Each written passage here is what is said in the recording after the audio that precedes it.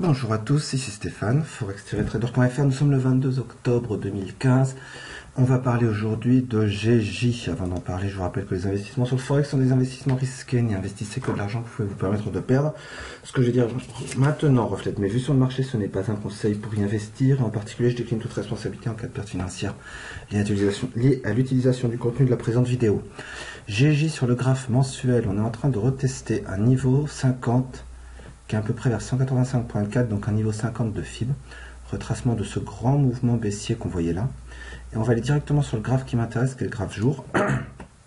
Entre avant-hier et hier, boum boum, on a à 185.3, alors que je vous rappelle, notre FIB est à 185.4. On a donc à 185.3, pardon, ici.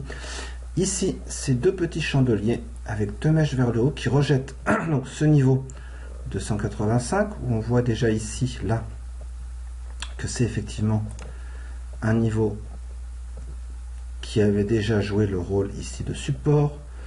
Bon, là, c'est pas très fort, c'est pas très évident, mais si on revient donc ici, et on rejette en même temps la MAS de ça. C'est pas un rejet très vigoureux pour l'instant, mais c'est quand même un gros support, d'autant plus que sur la semaine, on a aussi au niveau de la MAS 55, même si vous voyez très bien, pardon, que sur le graphe semaine, les MAS sont dirigés vers le haut et semblent indiquer, je vais devoir faire une toute petite pause, voilà disais-je, et semble indiquer que on est plutôt dans une tendance haussière. Mais comme on,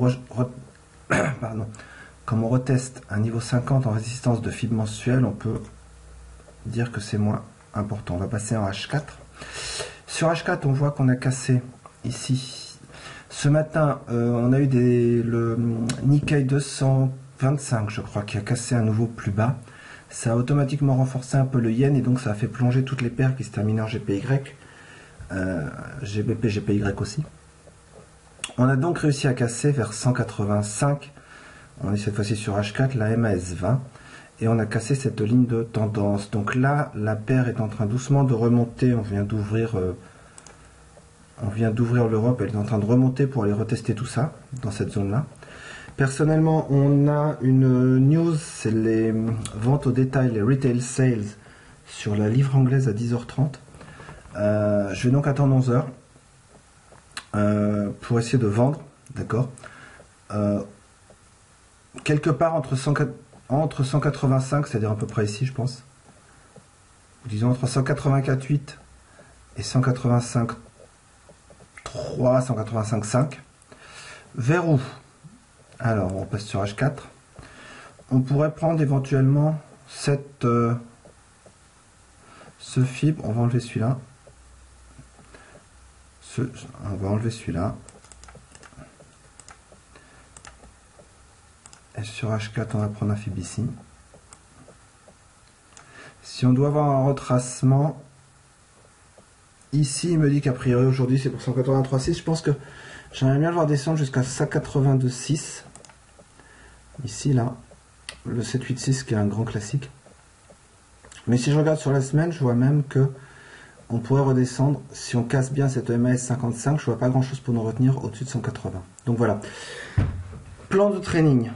Après les news, à 10h30, heure d'Europe continentale, entre 184,8 et 185,6, je vais chercher des signaux baissiers et je vais vendre en essayant sans doute d'atteindre 180, mais en faisant attention aux différents petits supports intermédiaires qu'il y aurait sur la route. Voilà, c'est ce que je voulais vous montrer aujourd'hui. Il y a aussi de très beaux setups sur 4JPY, je vais les poster sur Central Chart. Je vous souhaite une bonne journée de trading et je vous dis à demain pour une nouvelle petite analyse sur forex-trader.fr. Au revoir.